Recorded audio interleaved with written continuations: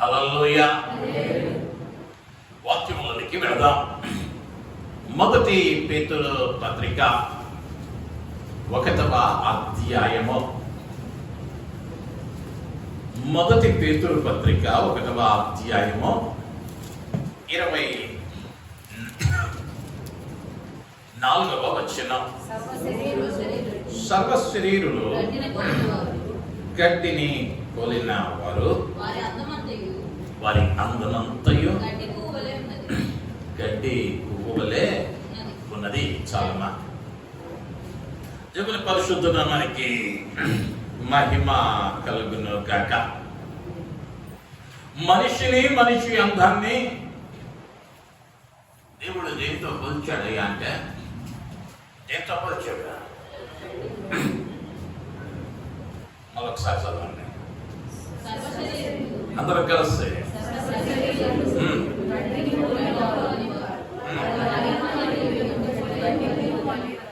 దేన్ని పోలింది మానవుని అందం? గడ్డి పువ్వు వలె. ప్రపంచంలో పువ్వులు అనబడినవి 4 లక్షల రకాల పూలు ఉన్నాయి. 4 లక్షల రకాల పూలు ప్రపంచంలో ఉన్నాయి. పువ్వు యొక్క విలువ, ప్రాముఖ్యత మనం ఒకసారి జ్ఞాపకం చేసుకుంటే, ప్రపంచంలో అత్యంత ఖరీదైనటువంటి పువ్వు పేరు ఎవరైనా చెప్పగలరా? అత్యంత ఖరీదైన పువ్వు పలాందే అని చెప్పగలిగిన వాళ్ళు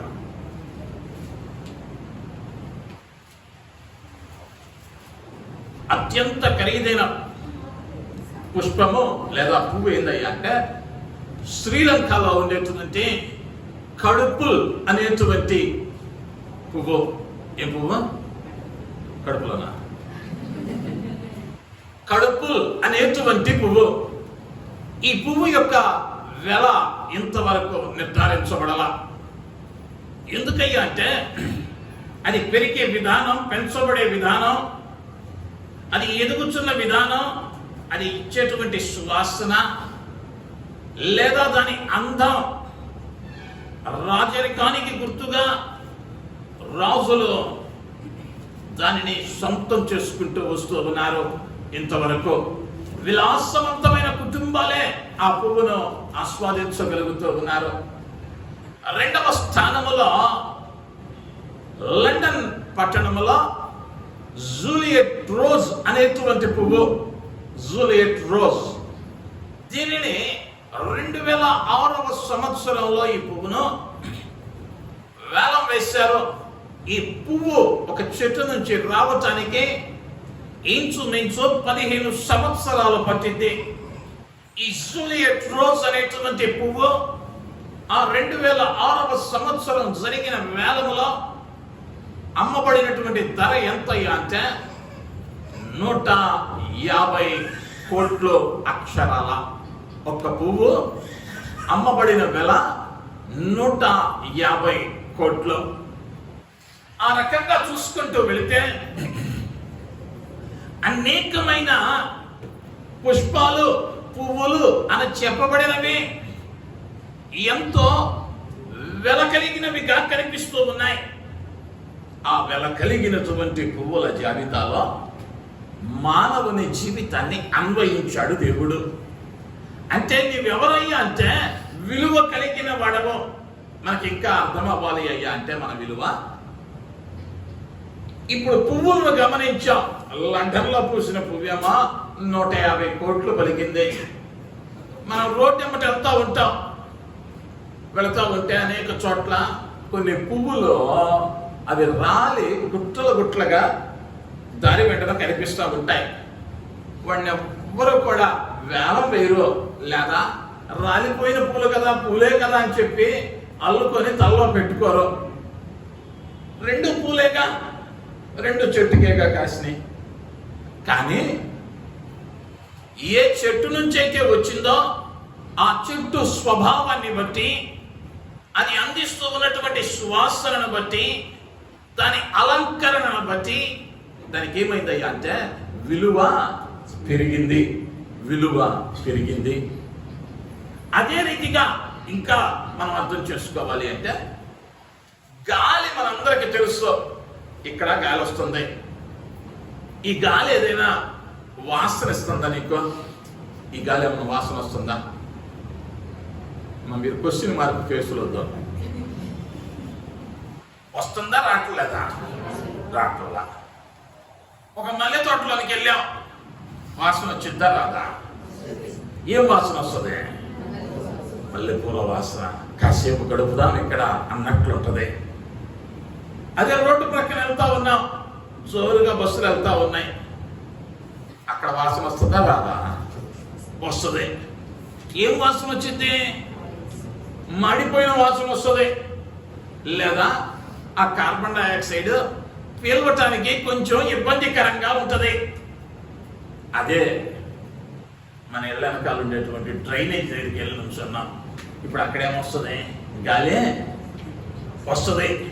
ఇప్పుడు అక్కడేమొస్తుంది? వాసన వస్తుంది. కానీ మల్లె తోటలో కూర్చున్నాం అనుకున్నట్లు అక్కడ కూర్చుంటావా? వెంటనే ముక్కు మూసుకొని అక్కడి నుంచి వెళ్ళిపోతాం. గాలి ఏమన్నా మారిందా? మారలా. మరి ఏం మారిందయ్యా అంటే, స్థలము మారింది. ఆ స్థలములో ఉన్నటువంటి కార్యాలు మారాయి.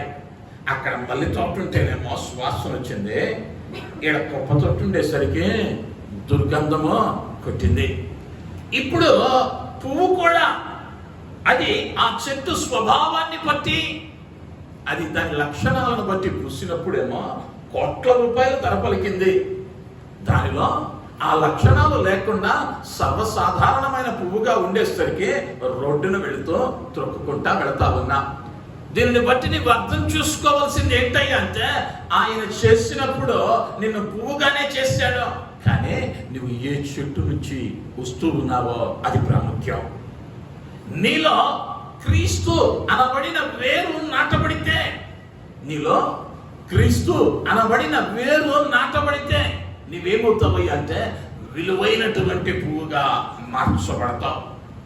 విలువైన పువ్వుగా మార్చబడితే ఏమవుతూ ఉన్నావయ్యా అంటే, నీ జీవితం ఆశీర్వదింపబడేదిగా ఉంటూ ఉన్నది.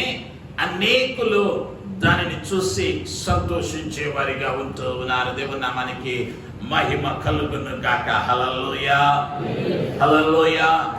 అయితే ఈ పువ్వులో ఉన్నటువంటి లక్షణాలను గమనిద్దాం. ఈ ఉదయకాలం పువ్వు ఎలాంటి పరిణామాల గుండా వెళతా ఉన్నది, అది మన ఆత్మీయ జీవితానికి ఎలా సరిపోల్చుకోవాలి? ఎందుకయ్యా అంటే, ప్రతి చోట కూడా అనేక పర్యాయాల్లో విశ్వాసిని ఏమన్నాడయ్యా అంటే, పువ్వులాగా దించిపోతావు, పువ్వులా అలంకరించబడతావు, అనేక విషయాలు చెప్పాడు పరిశుద్ధాత్ముడు. ఈ ఉదయకాలం కొన్ని విషయాలను మనం త్వరగా ధ్యానించుకుందాం. మత్తయి సువార్తలోనికి వెళదాం. 6వ అధ్యాయం 28వ వచనం.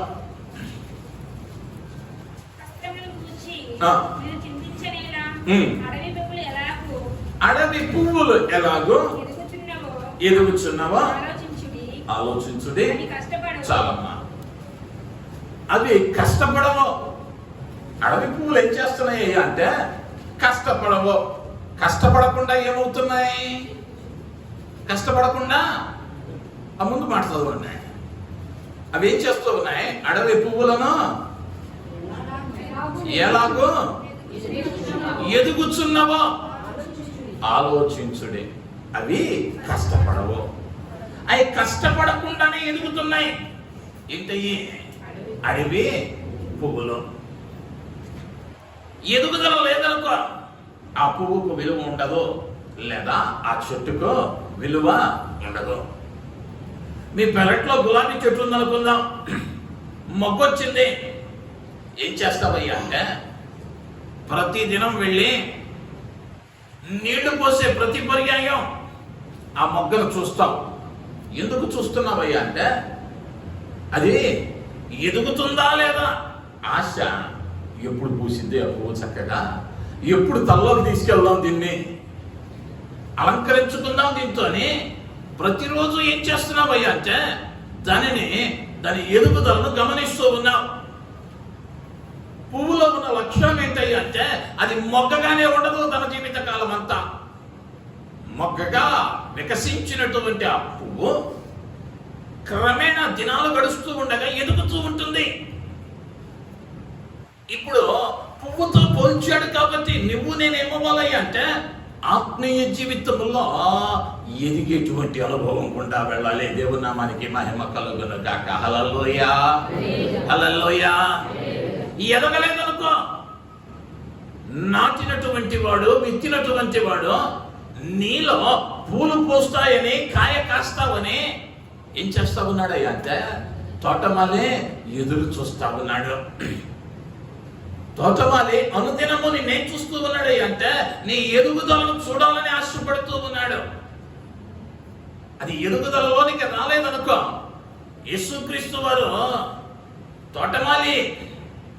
తోటమాలితో అన్నమాట యజమానుడు 3 సంవత్సరాల నుంచి ఈ తోటలో ఈ చెట్లు నాటబడి ఉన్నదే, కానీ ఫలములో ఫలించటము లేదు, ఎదుగుదల లేదు. కాబట్టి దీన్ని నేను చేయమన్నాడయ్యా అంటే నరికి అగ్నిలో పారవేయమన్నాడు. అంటే నీవు ఎదగని పువ్వుగా ఉంటే త్రుంచి వేయబడేటువంటి ప్రమాదం ఉన్నది, జాగ్రత్త. నువ్వేమవ్వాలి అంటే ఎదగాలి.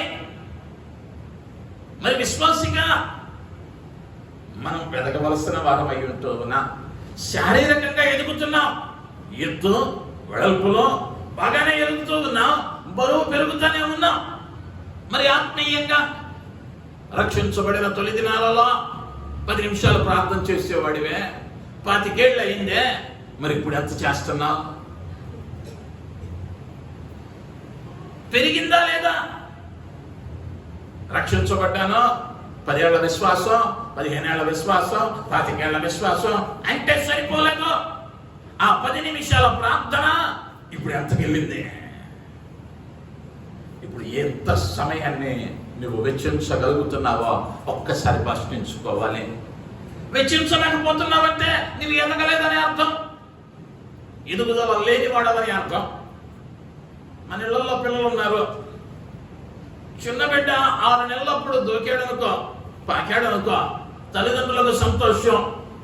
అదే 2 ఏళ్ళు వచ్చింది, వాడు ఇంకా పాకుతున్నాడు అనుకో, సంతోషంగా ఉంటారా తల్లిదండ్రులు? వేదన కలిగితే. ఎందుకయ్యా అంటే నడవవలసిన వయస్సు, గంతులేయాల్సిన వయస్సు. అందుకని అప్పుడు పౌలు అన్నాడు, వయస్సును బట్టి మీరు మిమ్మల్ని చూస్తే మీరేమై ఉండాలయ్యా అంటే బోధకులై ఉండాలి, ఎదిగి ఉండాలి, బోధకులై ఉండాలి. కానీ మీరేం చేస్తా ఉన్నారయ్యా అంటే ఇంకనో పాలో త్రాగే వారిగానే ఉండిపోయారు. దేవునికి ఎవరు కావాలయ్యా అంటే విశ్వాస జీవితంలో ఎదిగేవారు కావాలి. ఏ విషయాల్లో ఎదగాలయ్యా అంటే ఎఫెసీయులకు రాసిన పత్రిక 4వ అధ్యాయం 15వ వచనం, ప్రేమ కలిగి సత్యము చెప్పుచు క్రీస్తు వలె ఉండుటకు మనము అన్ని విషయములలో ఎదుగుదుము. ఎలా ఉండటానికి? క్రీస్తు వలె ఉండటానికి. క్రీస్తు వలె ఉండటానికి ఏ విషయాలు ఎదగాలయ్యా అంటే ఏ విషయాలు? అన్ని విషయాలు. ఈ జీవితంలో ఉన్నటువంటి ప్రతి విషయంలో కూడా ఏమవ్వాలయ్యా అంటే ఎదగవలసిన అవసరం ఉంది. క్రీస్తు వలె ఉండటానికి. క్రీస్తు ఎలా ఉన్నాడో, ఎలా ప్రార్థించాడో, ఎలా దేవుడై ఉండి కూడా వాక్యానికి లోబడ్డాడో, వాక్యానికి అప్పగించుకున్నాడో, వాక్య ధ్యానము తన క్రమముగా మార్చుకున్నాడో, ఎలా ప్రేమించాడో, ఎలా క్షమించాడో, ఎలా కరుణించాడో, ఎలా శత్రువులను సైతం ప్రేమించాడో, అన్ని విషయాలు మనమేమవ్వాలి అంటే క్రీస్తు వలె ఉండునట్లుగా ఎదగవలసిన వారమై ఉంటూ ఉన్నాం. కానీ ఈనాడు ఎదగవలసిన వాటిలో ఎదగకుండా అనేక పర్యాయాలు మన ఆత్మీయ జీవితాలలోనికి ఈ సుగంధ ద్రవ్యాలను వెలకట్టలేని విలువించేటువంటి ఈ పువ్వులను ఏం పాడు చేస్తా ఉన్నాయి అంటే కొన్ని కలుపు మొక్కలు చేస్తాయి. నాట్లేస్తారు పొలంలో. నాట్లేసిన 10 రోజులకో 15 రోజులకో వాటిని ఏం చేస్తారయ్యా అంటే ఆ పొలంలో కలుపు తీస్తారు. అంటే వరి నాటారు, నాటింది వరే, కానీ ఏమొచ్చినాయి అయ్యా అంటే గడ్డి మొక్కలు మొలుస్తాయి. ఈ గడ్డి తొలగించబడకపోతే ఏమైందయ్యా అంటే ఆ వేయబడిన పంట ఎదుగుదలను అది ఆటంకపరచుద్ది. నీ ఎదుగుదలకు అడ్డంగా ఉన్నటువంటి, నీ ఆత్మీయ ఎదుగుదలకు అడ్డుగా ఉన్నటువంటి కలుపు మొక్కలైనటువంటి లోక కార్యాలు తొలగించుకోనకపోతే నీ ఆత్మీయ ఎదుగుదల కుంటుపడే ప్రమాదం ఉంది. జాగ్రత్త పడవలసిన వారమై ఉంటూ ఉన్నా. మన జీవితం మొదటిగా ఏముండాలయ్యా అంటే ఆత్మీయంగా ఎదిగేదిగా ఉండాలి. పువ్వు కష్టపడదు కానీ ఎదుగుతా ఉంది. మనం వేటిలో ఎదిగి ఉన్నామో ఈ దినాన ఒక్కసారి ప్రశ్నించుకుందాం. క్రీస్తు వలె ఉండటానికి ఎదుగుతూ ఉన్నామా, లోకము వలె ఉండటానికి ఎదుగుతూ ఉన్నామా ప్రశ్నించుకోవలసిన వారమై ఉంటూ ఉన్నా. మత్తయి సువార్తలోనే 6వ అధ్యాయము 30వ వచనానికి వస్తే, నేడుండి పొయ్యిలో వేయబడి అడవి గట్టిని దేవుడిలాగా అలంకరించిన ఎడల ఏం చేశాడయ్యా దేవుడు? గడ్డి పువ్వులనంటే అలంకరించాడు. దేవుడు గడ్డి పువ్వులను అలంకరించాడు. పువ్వు ఏమవ్వాలయ్యా మొదటిగా అంటే ఎదగాలి. ఎదిగిన పువ్వు ఏమవ్వాలయ్యా అంటే అలంకరించబడాలి. అంటే సాధారణంగా మనం వివాహాలకు వెళ్తాం,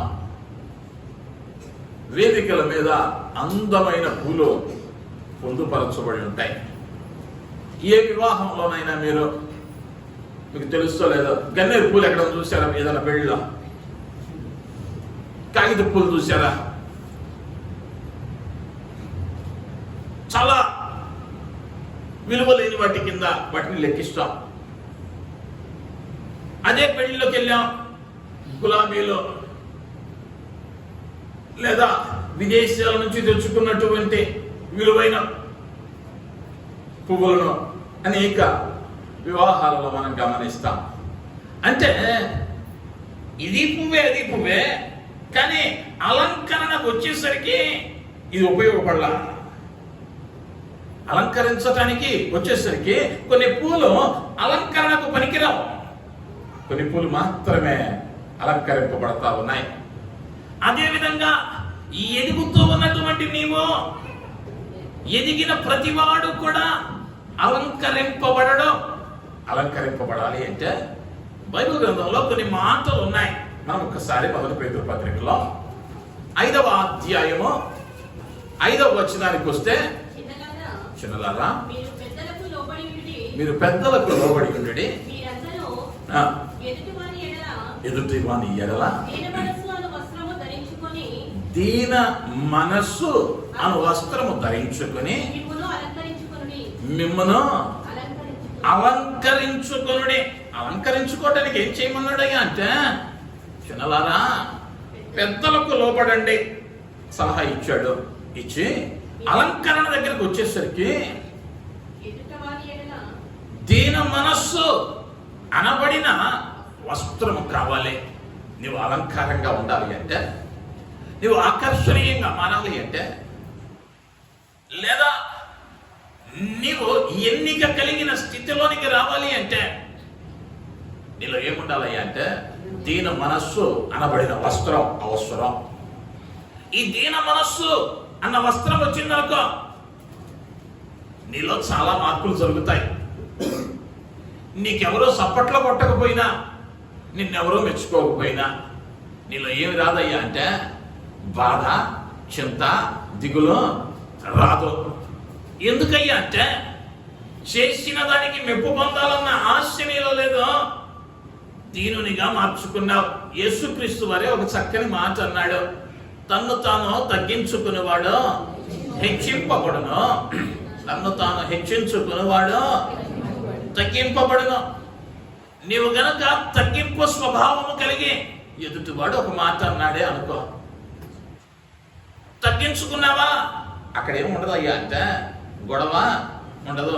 నేను ఎప్పుడు చెప్పే చిన్న సన్నివేశం, భర్త తాగుపోతూ ఇంటికి వస్తా ఉన్నాడు, వచ్చిన ప్రతి పర్యాయం గోల చేస్తా ఉన్నాడు, చెడుతా ఉన్నాడు. ఈ బాధ తట్టుకోలేకపోయింది 4 రోజులకి. ఏదైనా చేద్దాం అనుకుంది.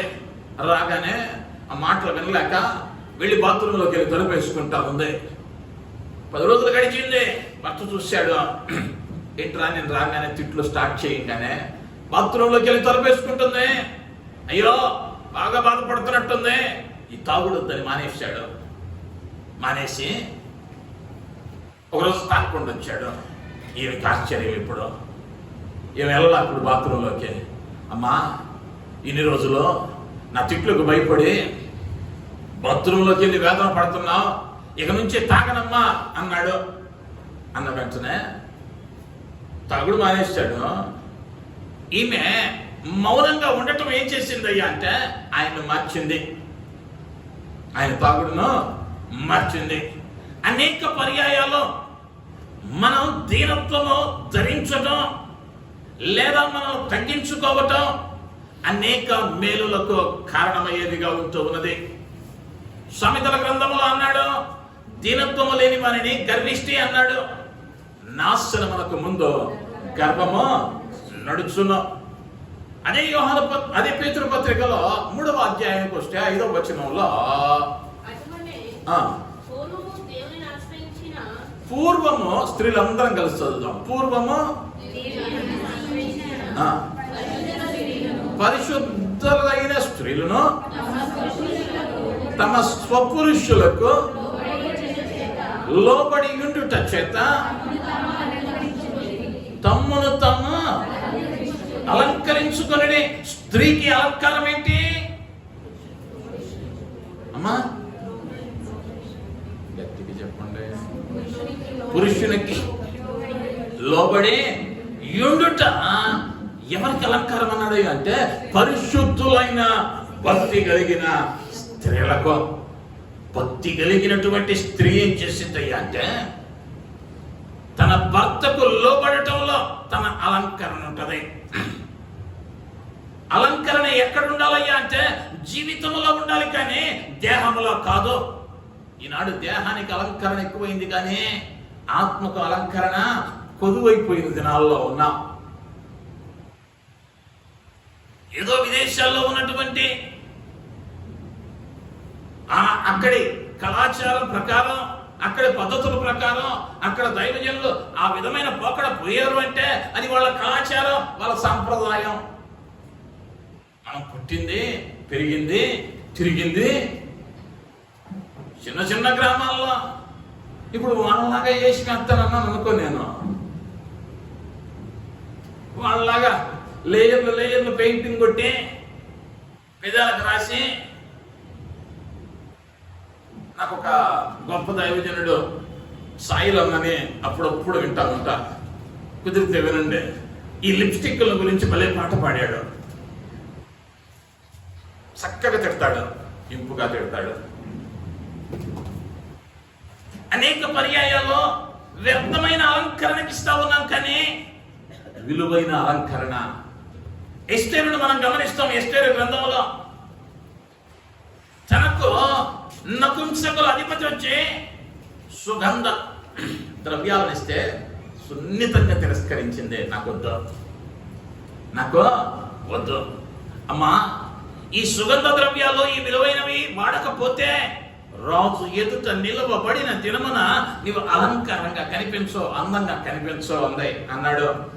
అంటే ఈమెం చేసిందయ్యా అంటే భక్తి కలిగిన స్త్రీ దేవుని మాటల మీద ఆధారపడింది, భక్తిలో ఎదిగింది. అన్ని రోజులు ఆ గంధాలో, ఆ పర్ఫ్యూమ్లో, ఆ లిప్స్టిక్లో అన్ని వాడినోళ్ళు నుంచున్నారు. అక్కడ ఎస్టేరు నుంచుంది, ఈమెమీ వాడలా.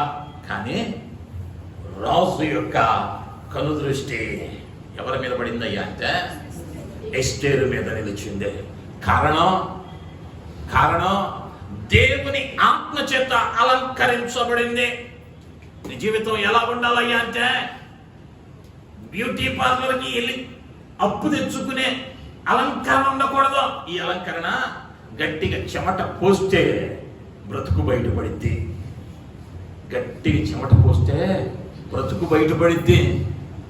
ఆ గంట సేపు అలంకరణగా ఉన్నావేమో, కానీ అది కరిగిపోయిన తర్వాత, ఆ గంట తర్వాత ఆ మచ్చలో, ఆ మరకలో అన్నీ బయటపడతాయి. ఒకరోజు, ఆ రోజు ఎంతో దూరంలో లేదు. నా ప్రభువు త్వరలో రాబోతా ఉన్నాడు. ఆ ప్రభువు రాకడలో నువ్వు ఎలా ఉండాలి అంటే అలంకరింపబడిన విశ్వాసిగా కనపడాలి. అలంకరించబడిన విశ్వాసిగా కనబడాలి అంటే మనం ఏం చేయాలి అంటే దీన మనస్సు అనబడిన వస్త్రం ధరించాలి. స్త్రీలు తమ స్వపురుషులకు లోబడాలి. అది వారికి అలంకరణగా మార్చబడింది. అంత మాత్రమే కాదు, ఒక మల్లె తోట పక్క నుంచి వెళతా ఉన్నాం. ఏమి రావాలయ్యా అంటే ఏమొస్తుంది? చక్కని సువాసన వస్తుంది. ఎవడు చెప్పక్కర్లా ఇక్కడ పూల తోట ఉందయ్యా అని, ఎవడో చెప్పక్కర్లా. ఆ వాసనను బట్టే ఫలానా పూల తోట ఇది అని చెప్తారు. అంటే పువ్వులో ఏ స్వభావం ఉండాలయ్యా అంటే సువాసనను వెదజల్లేటువంటి ఆ స్వభావము అవసరమైనదిగా ఉంటున్నది. ఆత్మీయంగా ఎదుగుతున్నావు, బాగుంది.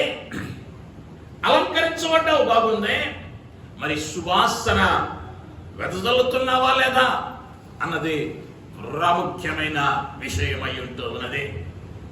ఈ కడుపు అనేటువంటి ఆ పువ్వు అన్ని కోట్ల రూపాయల విలువ చేయడానికి కలిగిన కారణం దాని నుంచి వచ్చేటువంటి ఆ మధురమైన సువాసన దాని విలువను పెంచింది.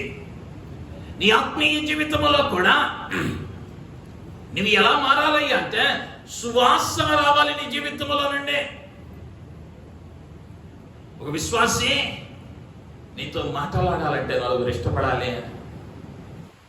హృదయంలో వేదన ఉంటే అరే ఫలానా స్నేహితుని దగ్గరికి వెళ్తే చక్కని మాటలు చెబుతాడు రా అన్న సాక్ష్యం కావాలి. వాక్యంలో మనం గమనిస్తే ఎఫెసీ పత్రిక 5వ అధ్యాయము 2వ వచనాన్ని గమనిస్తే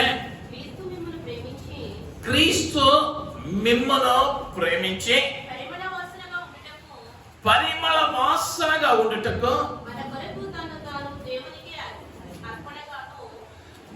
మన కొరకు తన్ను తాను దేవునికి అర్పణగాను బలిగాను అప్పగించుకునేను. దేవుని నామానికి మహిమ కలుగును గాక. హల్లెలూయా. నీవు సువాసన కలిగిన పువ్వుగా మార్చబడాలని దేవాతి దేవునిగా ఉన్నటువంటి యేసుక్రీస్తు పరలోకాన్ని విడిచి ఈ లోకానికి వచ్చి ఆయన బలి అవతాన్ని బట్టి ఏమైందయ్యా నీ జీవితం అంటే పరిమళ వాసనగా మార్చబడింది. పరిమళ వాసనగా మార్చబడింది. నీ జీవితం అది పరిమళమైన వాసన కలిగినదిగా ఉండాలి అంటే ఆ క్రీస్తు ఎక్కడ ఉండాలి అంటే నీలో ఉండాలి. ఆ క్రీస్తు రక్తము చేత నీవు కడగబడిన అనుభవములో ఉండాలి. ఆ క్రీస్తు నిత్యము నీ మాటలో కనబడాలి, నీ నడకలో కనబడాలి, నీ ప్రవర్తనలో కనబడాలి. ఒక భక్తుడు అన్నాడు, క్రీస్తును అంగీకరిస్తే విశ్వాసి ఆ క్రీస్తు ఎలా ఉంటాడు అంటే నిత్యము నిలిచి ఉంటాడు. కానీ ఈనాడు అనేక మంది క్రైస్తవులలో క్రీస్తుని ఎలా చూస్తున్నారయ్యా అంటే విజిటింగ్ లెక్చరర్లా చూస్తున్నారు. క్రీస్తుని ఎలా చూస్తున్నారయ్యా అంటే విజిటింగ్ లెక్చరర్. కాలేజీలో చదువుతున్న పిల్లలకు తెలుస్తా వీళ్ళు ఎప్పుడు వస్తారయ్యా విజిటింగ్ లెక్చరర్లు అంటే నెలకు ఒకసారి వస్తారు, సంవత్సరానికి ఒకసారి వస్తారు. ఈనాడు క్రైస్తవుల్లో కూడా ఏమైందయ్యా అంటే ఆదివారం మాత్రమే క్రీస్తుని పోలు నడుచుకుంటా, మిగిలిన రోజులు మిగిలిన దినాలు మా ఇష్టం. ఆదివారం మాత్రమే విశ్రాంతి దినం. అది కాదు ప్రభు కావాల్సిందే. ఏ సువాసన ఇచ్చేటువంటి పరిమళ తైలమైనా దాని స్వభావం ఏమైతాయి అంటే 365 దినాలు మారకుండా ఉంటుంది. సువాసన వెదజల్లేటువంటి ఏ పరిమళ తైలమైనా ఈరోజు వచ్చిన వాసన సంపంగి పువ్వు అనుకుందాం, మల్లెపూలు అనుకుందాం. మల్లెపువ్వు ఈరోజు మంచి వాసన వచ్చే, రేపు ఆ చెట్టు దగ్గరికి వెళ్తే దుర్వాసన వచ్చిద్దా? రావటానికి అవకాశమా? లేదు. మరి మన జీవితాలు ఎలా ఉన్నాయి? మందిరంలో ఆరాధనలో కూర్చున్నప్పుడు మన అంతటి భక్తి పరులు లేరేమో అన్నట్లుగా ఉన్నామే. మరి ఇంటికి వెళ్ళిన తరువాత, స్నేహితులతో కలిసిన తరువాత, పనిచేస్తూ ఉన్న స్థలాలలో ఉన్నప్పుడు, చదువుతున్న స్థలాలలో ఉన్నప్పుడు, వ్యాపార స్థలాలలో ఉన్నప్పుడు మన ప్రవర్తన అది సువాసన వెదజల్లేదిగా ఉంటూ ఉన్నదా? లేకపోతే అయ్యో వాడంటండి, ఆమె అంటండి. ఒక తల్లిదండ్రులకి ఒక చక్కని కుమారుడిని, వాడు ఐఏఎస్ ఐపీఎస్ అయ్యాడు అనుకుందాం. ఆ తల్లిదండ్రులు ఏం చేస్తారయ్యా అంటే తెలిసిన వారందరికీ చెబుతారు. ఎప్పుడు వాడు ఐఏఎస్ సీట్ రాగానే ఇంకా పోస్టింగ్ ఇవ్వరు. సెలెక్ట్ అయిన వెంటనే ఫోన్లో ఎన్ని నెంబర్లు ఉన్నాయో అన్ని నెంబర్లకి మెసేజ్ వెళ్ళిద్ది, కాల్ వెళ్ళిద్ది. మా అబ్బాయి ఐపీఎస్, మా అబ్బాయి ఐఏఎస్కి సెలెక్ట్ అయ్యాడు. అదే పిల్లోడు ఒకవేళ ఐఏఎస్కి తరబేది పొందకుండా ఒక రాత్రి పూట తాగొచ్చి పడుకున్నాడు అనుకుందాం. ఇప్పుడు వెళ్ళిద్దా ఫోను? ఇదేందయ్యా అంటే దుర్గంధాన్ని వెదజల్లేది, లేదా పేరును పాడు చేసేది. అదే సమయంలో కూడా ప్రయోజకుడైతే సంతోషపడ్డ కుటుంబం ప్రయోజకుడు కాని సమయాన వేదన పడుతూ ఉంది. నిన్ను పరిమళ వాసనగా మార్చడానికి నా ప్రభువు ప్రాణం పెట్టాడే. మరి నీలో ఆ సువాసన కనిపించకపోతే ప్రాణం పెట్టిన దేవుడు వేదన పడడా?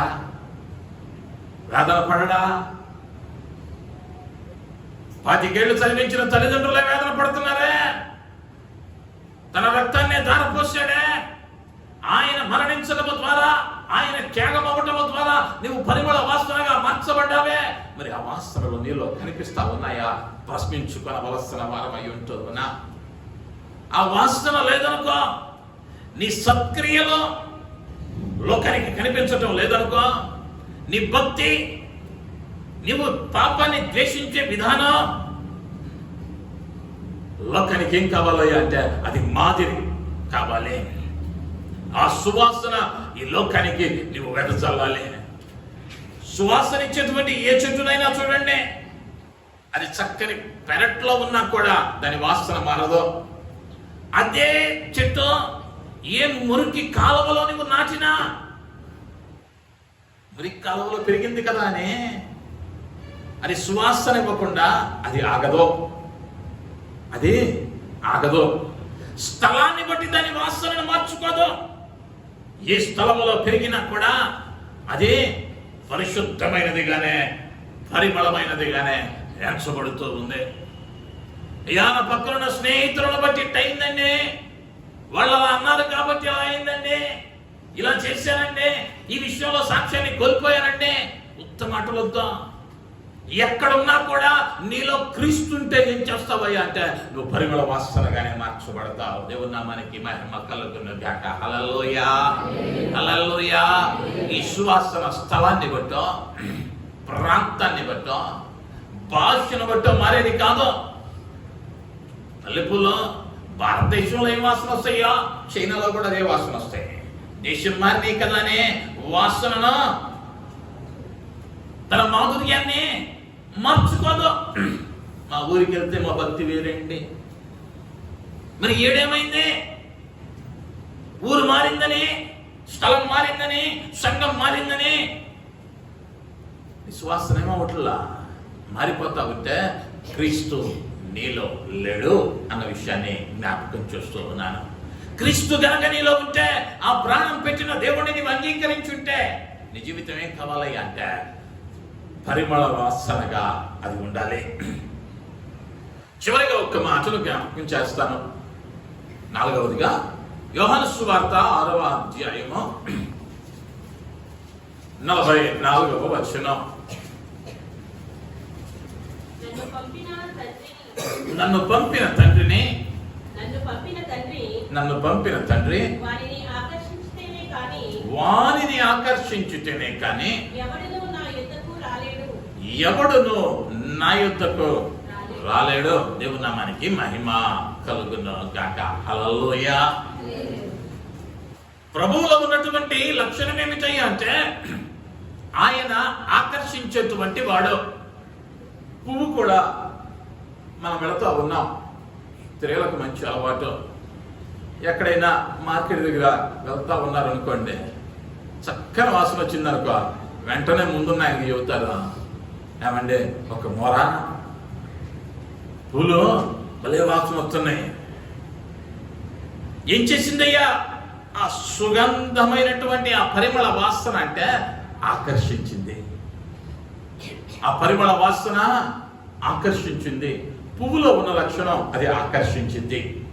ప్రభు ఏం చేశాడయ్యా అంటే క్రీస్తు ద్వారా నిన్ను నన్ను ఆకర్షించాడు. ఇప్పుడు నీవు నేను ఏం చేయాలయ్యా అంటే అనేకులను ప్రభువు వైపు ఆకర్షింపబడినట్లు మనం మన ప్రవర్తనలో మన జీవితాల్లో ఉండవలసిన అవసరం ఉంటూ ఉన్నది. గొప్ప రాజు అయినటువంటి అలెగ్జాండర్ దగ్గర ఒక సైనికుడు ఉన్నాడు. యుద్ధం జరుగుతూ ఉంది.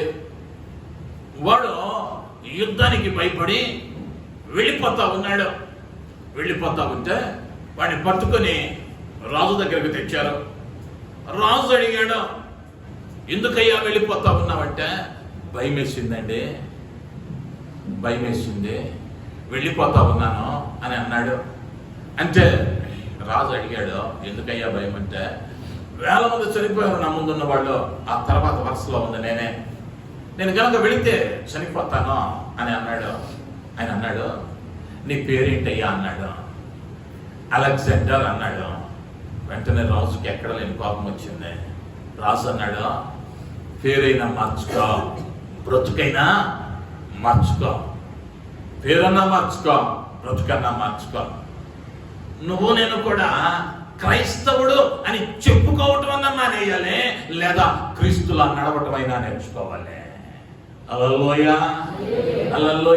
క్రీస్తులా నడవకుండా, క్రీస్తు కొరకు అనేకులను ఆకర్షించకుండా క్రైస్తవుడని చెప్పుకున్నంత మాత్రాన పరలోకంలో నీ కొరకు స్థలం ఉండదు. ప్రభువే అన్నాడు, ప్రభువా అని పిలుచు ప్రతివాడును తండ్రి యొద్దకు రాలేడు, కానీ నా తండ్రి చిత్తమేమిటో జరిగించువాడు మాత్రమే పరలోకానికి వారసుడు అని ప్రభువే చెప్పాడు. అంటే నేను క్రైస్తవుడిని మందిరానికి వెళ్తాను అంటే సరిపోలా. నువ్వేమవ్వాలి అంటే క్రీస్తు కొరకు ఆకర్షించేటువంటి వానిగా మారాలి. చిన్నతనంలో నుంచి మీరు ఎప్పుడైనా అయస్కాంతాన్ని చూస్తుంటారో, దాని లక్షణం ఏంటయ్యా అంటే ఆకర్షించింది. అది లోహాలను ఆకర్షించింది. ప్రాక్టికల్ స్కిల్ ఉంటే మ్యాగ్నెట్ మీద కొన్ని విషయాలు మీకు అర్థమై ఉంటాయి. అయస్కాంతం యొక్క శక్తిని గురించి. దాని ప్రక్కనే ఒక ఇనప మేకును తీసుకుని దానికి దగ్గరకు తీసుకెళ్ళామనుకో, ఈ ఇనుమును ఏం చేసింది అయ్యా అంటే అది ఆకర్షించింది. ఈ ఆకర్షించిన ఇనుముని వెంటనే తీసి మరి ఒక ఇనప ముక్క మీద పెట్టు. ఎటువంటి స్పర్శ లేకపోతే ఎటువంటి చలనం కనిపించదు. అదే అయస్కాంతముతో ఈ మేకు ఒక 10 రోజులు పెట్టు. అవి 10 రోజులు కలిసి ఉన్నాయి అనుకో, 10 రోజుల తర్వాత ఈ మేకు తీసి ఏ ఇనప వస్తువు దగ్గర పెట్టినా ఇదేమైంది అంటే ఆ ఇనుముని ఆకర్షించింది. 10 రోజులేగా ఇది ఇనుముగా, ఇది అయస్కాంతంగా. మరి దీనికి ఎలా వచ్చింది ఆ స్వభావం? ఈ అయస్కాంతమును ఆకర్షింపబడి దానిలో ఒకటైపోయింది. నిన్నటి వరకు అయస్కాంతంతో ఉండేసరికి ఇనుముకు కూడా ఏమొచ్చింది? అయస్కాంత స్వభావం వచ్చింది. మరి క్రీస్తుతో ఇన్నేళ్ళు ఉన్నావే, క్రీస్తులా మార్చబడ్డావా అంటే మార్చబడలేదు అంటే నువ్వు క్రీస్తులో లేవు. అయస్కాంతంతో ఇనుముంటే ఎలాగ మార్చబడిందో మరి క్రీస్తుతో ఉంటే క్రీస్తు నిన్ను ఆకర్షించి ఉంటే నువ్వేం చెయ్యాలయ్యా అంటే నీ ప్రవర్తన, నీ మాట, నీ శైలి, నీ విధానం ఇతరులను ప్రభువులోనికి రాబట్టేటట్లు ఉండాలి, ఇతరులను ప్రభువులోనికి నడిపించేటట్లు ఉండాలి.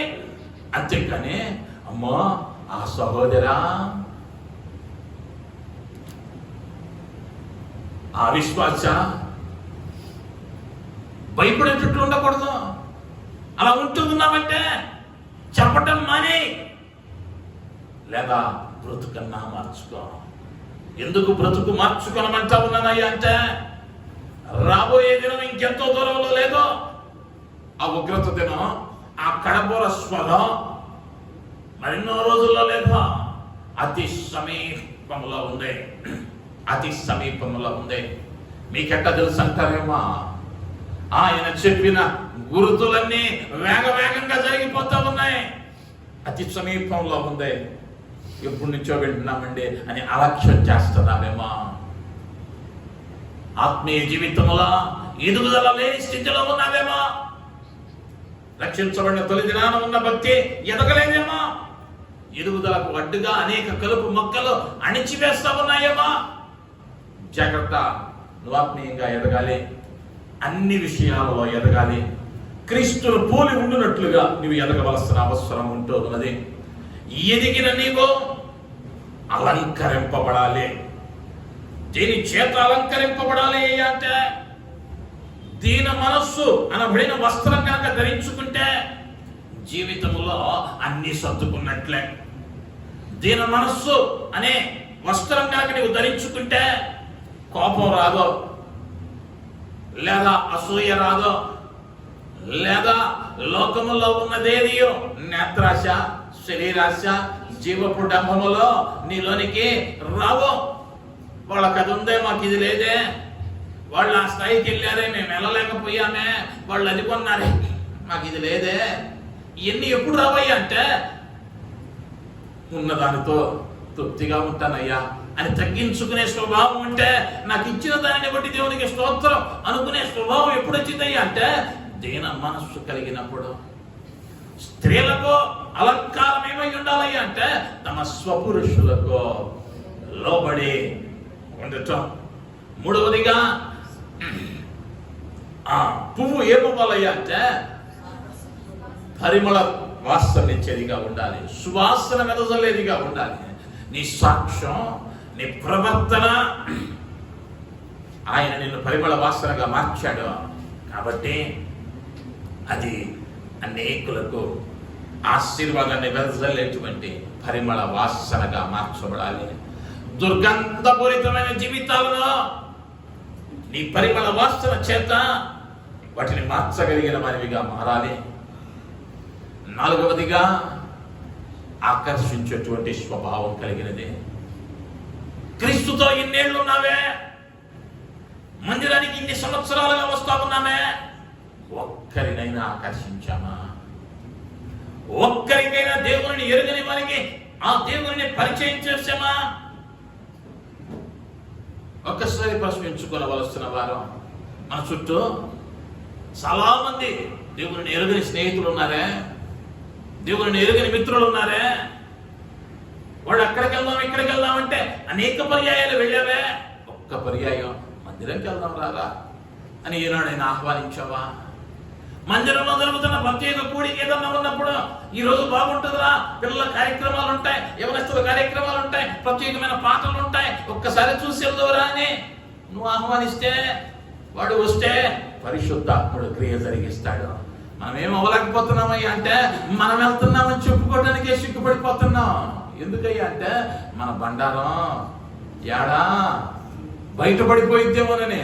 మేడిపండు సామెత, మేడిపండు చూడు మేలిమయ్యుండు, పొట్ట విప్పి చూడు పురుగులుండు. మందిరంలోనే మేడిపండు బయటికి వెళ్ళేసరికి పొట్ట నిండా పురుగులే ఉంటున్నాయి. ఇది స్థలాన్ని బట్టి స్వభావాన్ని మార్చుకోదు పువ్వు. అది ఎక్కడున్నా కూడా పరిమళ వాసన వెదజల్లింది. నీ సాక్ష్య జీవితం ఎలా ఉంది? నీ విశ్వాస జీవితం ఎలా ఉంది? ఒక్కసారి ప్రశ్నించుకుంటూ తల ఉంచుదా, కళ్ళు మూసుకుందా, ప్రభువుకి అప్పగిద్దాం. అయ్యా పరిమళ వాసన కలిగినదిగా నా జీవితాన్ని మార్చుమని.